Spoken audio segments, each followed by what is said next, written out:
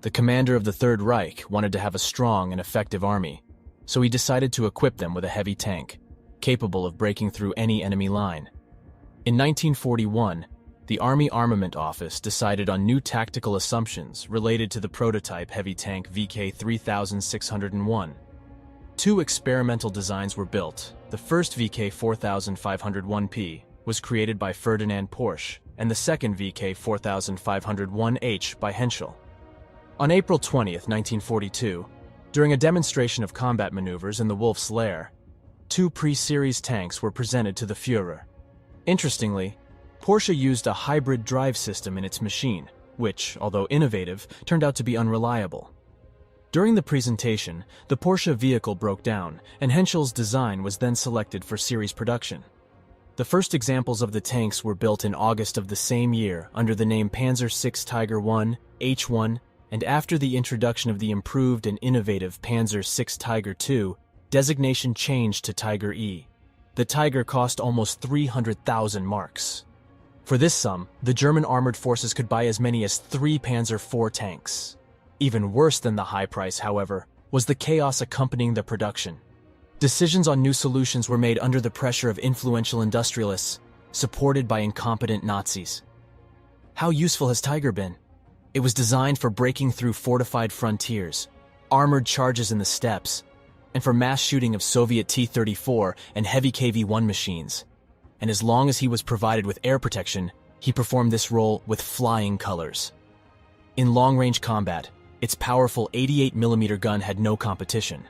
The long-range KWK-36 cannon was a daughter of the anti-aircraft gun and was an excellent anti-tank gun.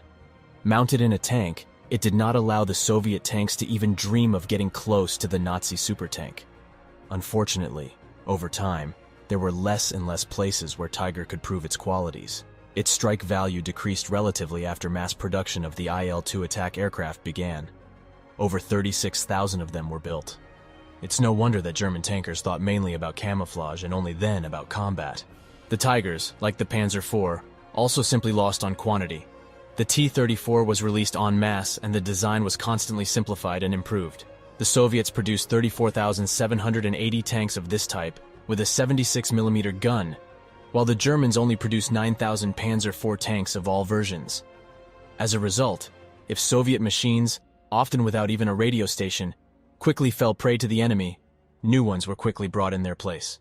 Although the Tiger one was not mass-produced like its opponents, the M4 Sherman and T-34, due to its modernity and performance, it is considered by many experts and lovers of the history of armored weapons to be the best tank of World War II. A total of 1,354 were produced. For the first time, this tank was used in combat near Leningrad. Vehicles of this type, however, could be found on the front from Tunisia to Kursk. Despite the discontinuation of production in the summer of 1944, the Tiger one was used in combat until the end of the war. However, the Tiger had some weaknesses and was vulnerable to some damage. It was a very heavy tank, which caused problems with mobility and vulnerability to getting stuck in the terrain. The propulsion system had a complicated design that was prone to failure. The transmission was often damaged and the range was limited due to the small capacity of the fuel tanks. This necessitated frequent refueling and the need to operate close to their supply lines. The Maybach HL 230 P45 engine was also frequently damaged. The complexity of the Tiger's design was complicated, making it difficult to repair and maintain in the field.